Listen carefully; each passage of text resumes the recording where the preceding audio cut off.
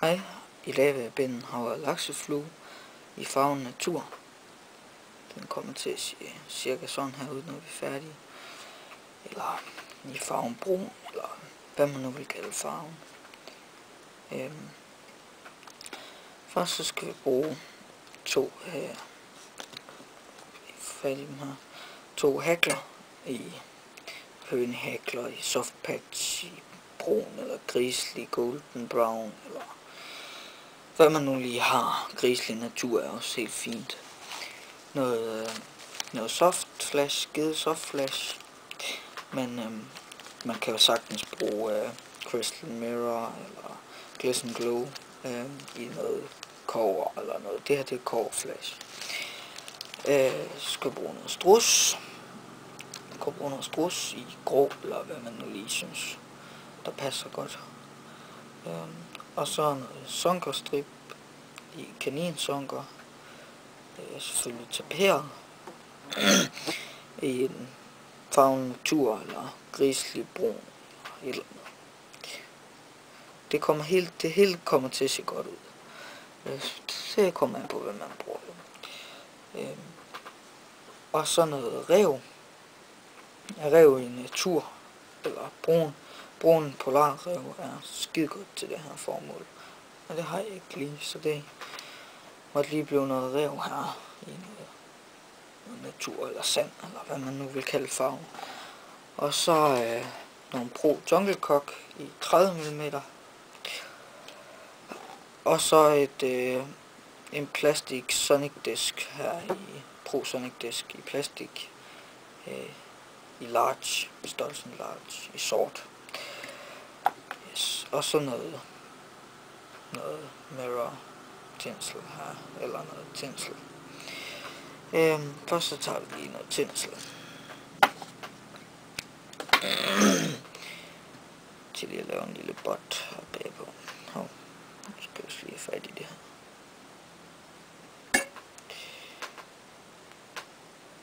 Binder det ned i spidsen.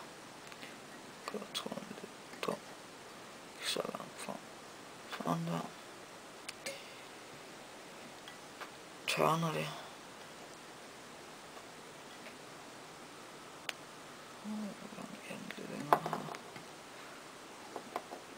Tørner det her.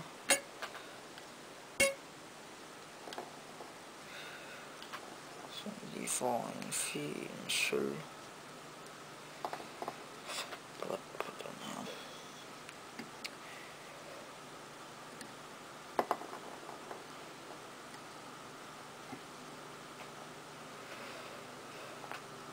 Binder det ned. Klipper af.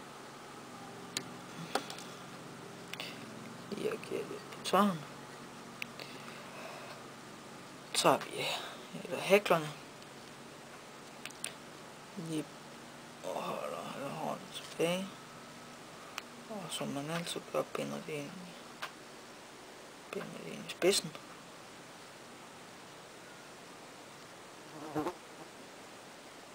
Binder det ind i spidsen her. Sådan der. Og selvfølgelig altid den blanke side udad. Så den matte side indad på fjeren. Så kommer den naturligt til at vende rigtigt. Fik jeg det ikke. Okay. Den hopper sgu af igen. Giver vi lige godt med tørn her. Så gælder den her gang. Tørner den. Så altid for lige at holde alle fibrene tilbage. Prøv for så vidt muligt ikke at få fibre til at se klemme.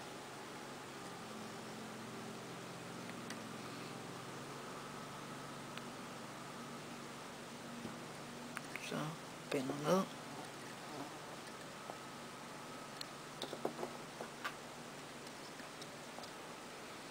Giver lige en masse tørn her, så det ikke går nogen steder. Når vi klipper af. klipper de sidste af her.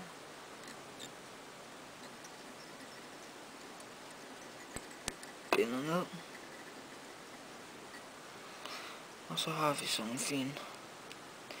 fin baghække her. Eller hvad vi nu. Og så holder vi fibrene ned til hver side. Sådan der. Tager vi lidt rev her. Finder en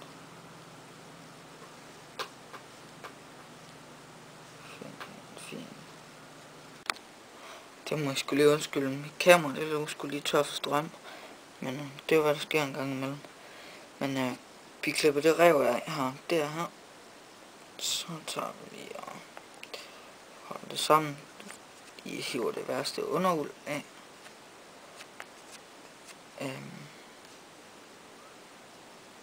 Og de værste løse hår her ovenpå. Sådan der. Nu tager vi og binder det ind her ovenpå.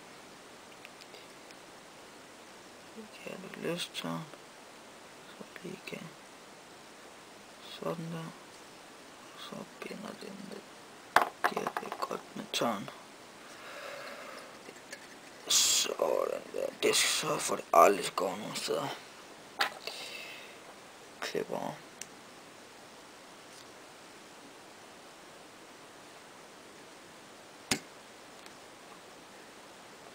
Nu kommer jeg sgu til at klippe noget af det her. Det er hvad der kan ske. Så vi det lægger ovenpå igen. Så får vi det ned. Sådan der. Hvor træls.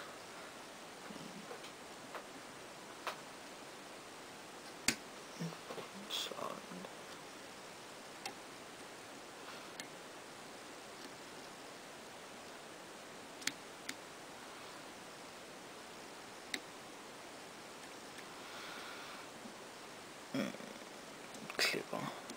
Klipper det ren her. Så for så vidt nu. Sådan der. Lige binder ned her. Og så har vi noget rev. Tager vi vores sonkerstrip, kaninsonker her. Og den er jo helt flad her. Så når man binder den ned ovenpå her, så får den meget stor indbindingspunkt. Og det er ikke så smart. Når vi ikke lader fugen til at fylde smart. Så vi klipper den lige spids her. Jeg ved ikke om man kan fornemme det, men spids sådan. Op i heroppe. Sådan at når man binder det ind, så har man et mindre indbindingspunkt. Og den er selvfølgelig taperet, og der kommer lige et link her nede under videoen til hvordan man taperer sine sonker. Jeg holder det ovenpå her, binder ned, og så lige binde det lige ned også. Jeg skulle lige binde det lige ned også, det vil være en idé. Sådan der. Og det skal bare have en hel masse vindtørn. For det skal aldrig gå nogen steder. Det må aldrig gå nogen steder. Så har vi vores sonker på her. Så tager vi noget af. Nu skal jeg lige se her, hvad det var jeg laver den her. Tager vi noget af trådflash. Eller hvad flash type man nu foretrækker.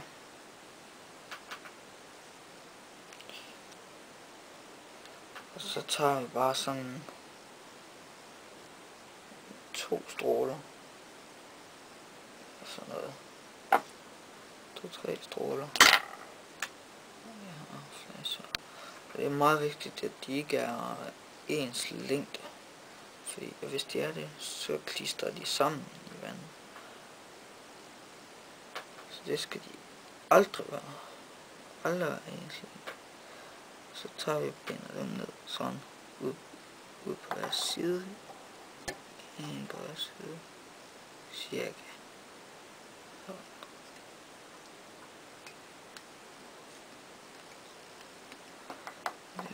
Den der skulle lidt træls nogle gange. Så flasher. Så kom nu her.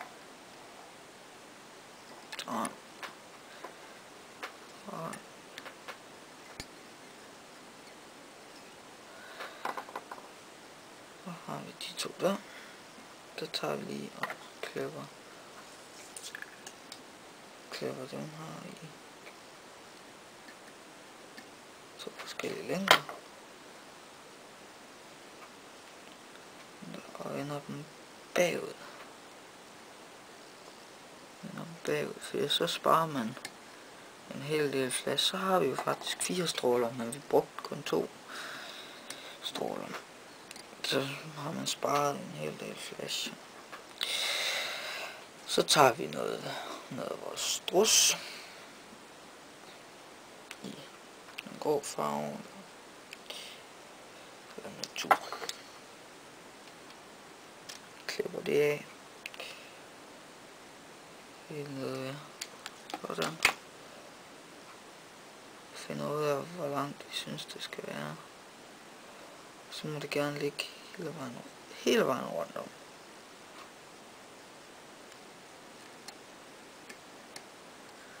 Det må meget gerne ligge hele vejen rundt om.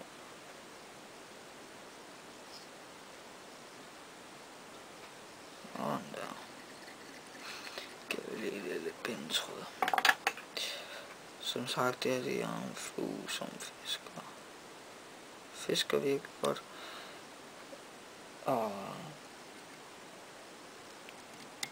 Og forventer mig rigtig meget af. Det ser virkelig godt ud i vandet. Og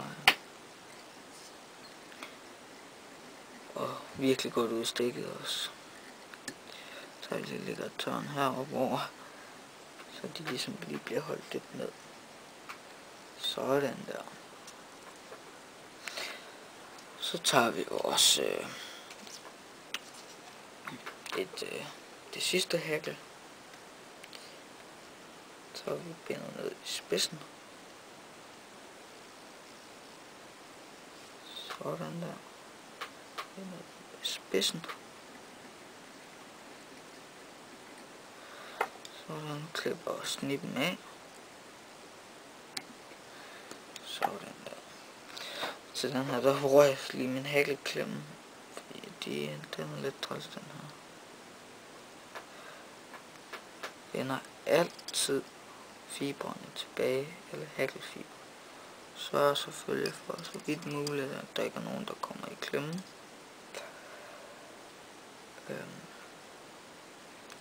Og så tørner vi ellers bare binder ned. Jeg plejer til lige at give hæklerne her godt med tråd. Så fordi jeg har prøvet flere gange, at de smutter op, når man har klippet. Det er træls. Og især i en video. Binder ordentligt ned. Sådan der.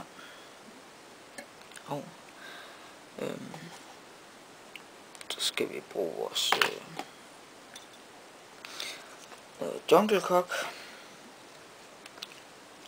De der Pro Jungle Cock, som faktisk ser virkelig fed ud på fluen. Og de er faktisk også sådan. De er faktisk meget gode. Ligner faktisk meget godt de rigtige Jungle Cock. Og så til prisen, der er de jo fuldstændig geniale. Sådan en Jungle Cock sadler koster jo en formue.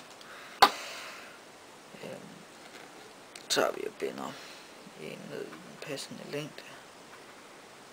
Så er de hård. Den har ikke fået klippet helt ren, den her.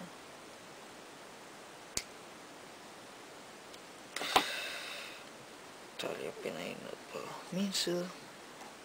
Det hælder lige stikket lidt, så jeg nemmere kan se den ind. Det der. For lige hælder jeg lige lidt, så jeg nemt kan se, hvor jeg er stemt. Og på jeres side.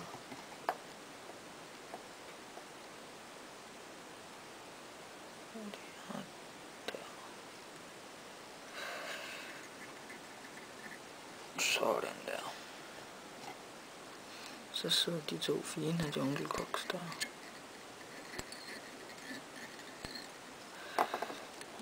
Men der hvor vi kom fra, vi bandt de her Jungle Cock herind, bundet dem godt ned, og så har jeg lige taget noget resterne af rævehåret her og brugt som dubbing, og så lavet en whip finish. Og så har jeg klippet rørt lidt af. Det var jo noget længere før. Så tager vi også Sonic Disc og klemmer ind over. Og først skal vi lige tage den af stikken. Og sådan. Og tage Sonic Disken og sætte den nedover. Sådan der. Og så lige brænder inden her, så det ikke smutter nogen sted. Sådan, og så lige sætte den indover igen. For den ikke. Så der ikke sidder nogen grater og noget derinde i. Så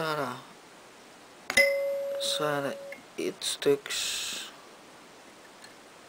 styks natur sonker, som er mega giftig, især i aften- og nattetimerne. Det var ordentligt. Tak.